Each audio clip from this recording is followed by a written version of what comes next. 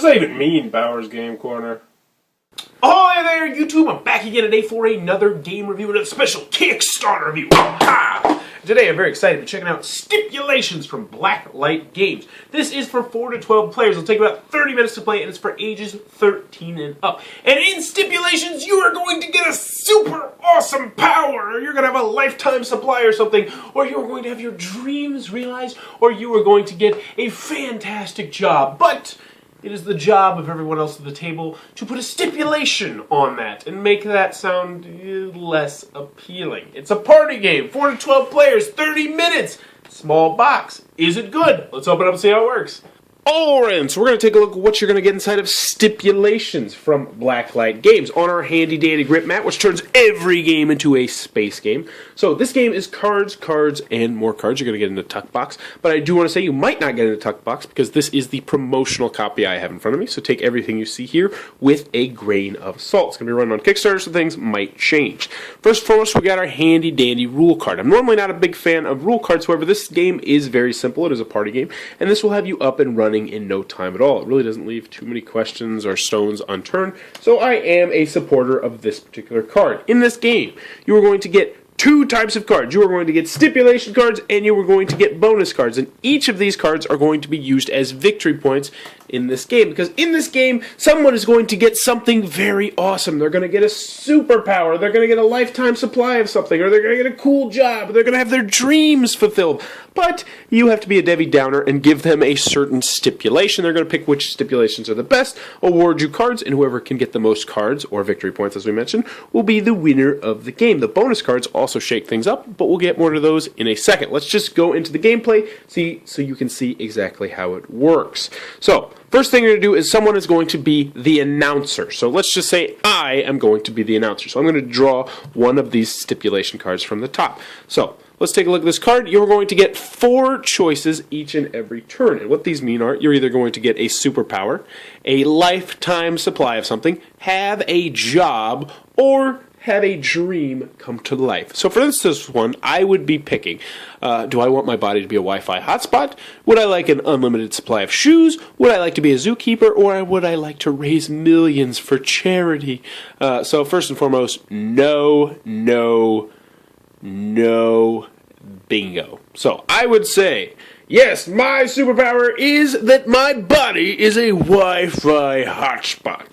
So now, everyone, what they're going to do is they're going to have pens and paper, or pens, pencils, whatever, and they are going to write down, and none of that is included with the game, I should mention that, they're going to write down their stipulation. So let's say, because they're trying to make this worse than what it is. They're trying to make my awesome body full of Wi-Fi hotspot into a bad thing by creating a stipulation.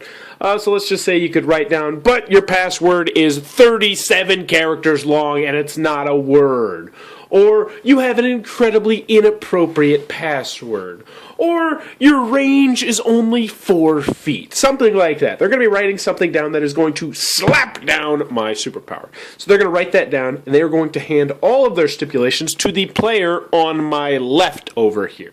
And they do that, I do believe, so you can't like recognize people handwriting and then king make. So you're going to hand all those stipulations over here, and that person is going to read those stipulations out loud. But before they do, you're going to draw a bonus card, and you're going to read it. So for this one, say, award this card to the player who wrote the most painful stipulation. Let's take a look at some more of these. Award this card to the announcer if a lifetime supplies or superpower was announced. So yeah, I would get this card and I would give myself a point. The rudest stipulation, the most offensive, the craziest stipulation, the most original, the longest in word, and there's the fewest, the most desirable, the most disgusting, the shortest, all sorts of different, I believe they're adjectives. That's why I'm not a grammar teacher. You're going to be awarding that after you hear all that to a random person throughout the table. Now, this person over here is going to read all those aloud, and then you are going to pick the stipulation that is the least desirable. And you say, all right, you know what, I really don't want to have a 37-character Wi-Fi hotspot because that would be terrible. So whoever wrote that is going to get that point. And then you might say, all right, which one was the most disgusting? It would be obviously the inappropriate one that had the inappropriate one. And they would get that card as well. So next, the person to your right would then become the new announcer. They would draw a new stipulation card. They would then do the exact same thing. Say, my special thing is I have a lifetime supply of fruit, or I can go skydiving, so on and so forth. Everyone else is going to write down stipulations. I would then read out the stipulations. They would figure out which one is the most desirable stipulation. They would award out points, and you're going to continue going around until either you run out of bonus cards or until everyone has had 2 turns. And that, in a nutshell, is how stipulations is played. Whoever has the most points is going to be the winner. But before we ballot, let's take a look at some of the stipulations you're going to get so you can get a feel for what you're going to be getting here.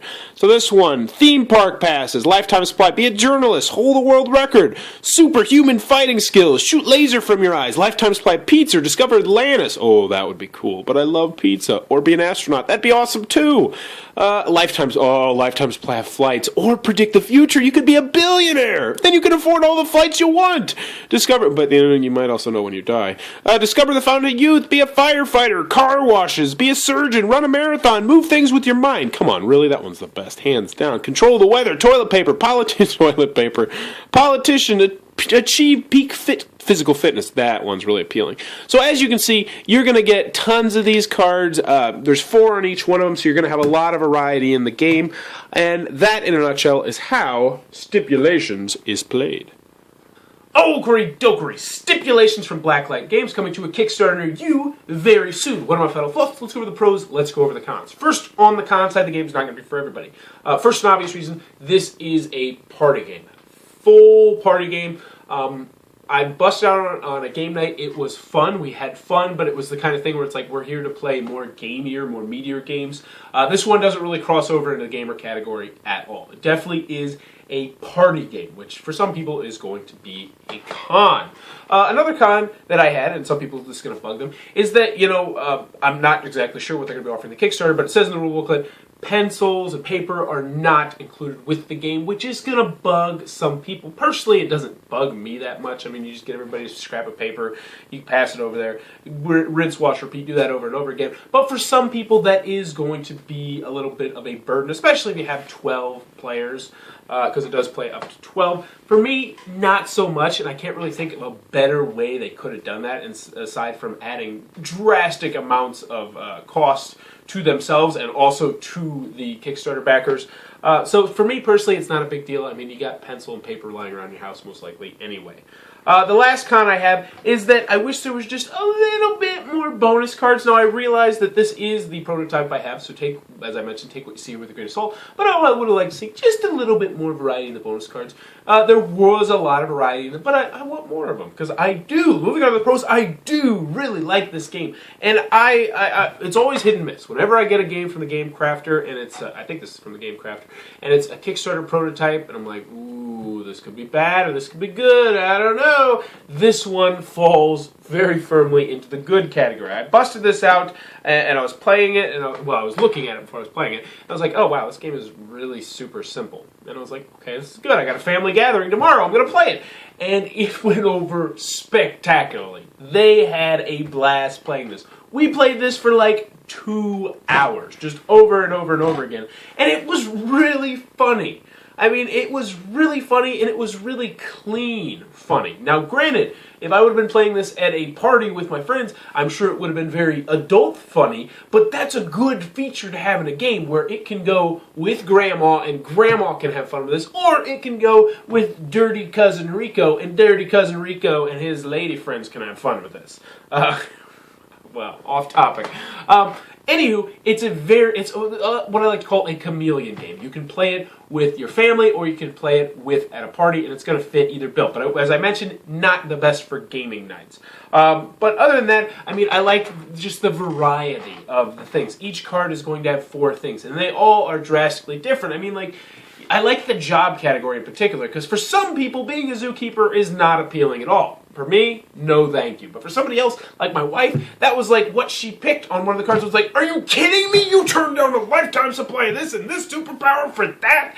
And it just, I think I like it because when you play it with people that's close to you, it really kind of gets into their psyche and be like, okay, wow, I didn't know that about you. I would have never guessed this or that. And it just brings, you a little bit closer. I know I played with my wife's family. We had a lot of fun with the game. I learned a lot about the people playing. A lot of drinks were not drunk at all, but a lot of laughs were had. And Stipulations, in my opinion, is a fantastic party game that you absolutely need to back. I mean, if you're in the market for a party game that you can bust out at a company Christmas party or at a regular party or with your family, look no further. This is an absolutely must-own game if you were looking for a game like that. Plays up to 12, 30 minutes, short, super simple to teach. I like it an awful lot. That is Stipulations from Blacklight Games. Check out the Kickstarter link below. Tell them Bowers Game Corner sent you. Also, in the comments below, let me know, what is your favorite kind of pudding? I love pistachio pudding.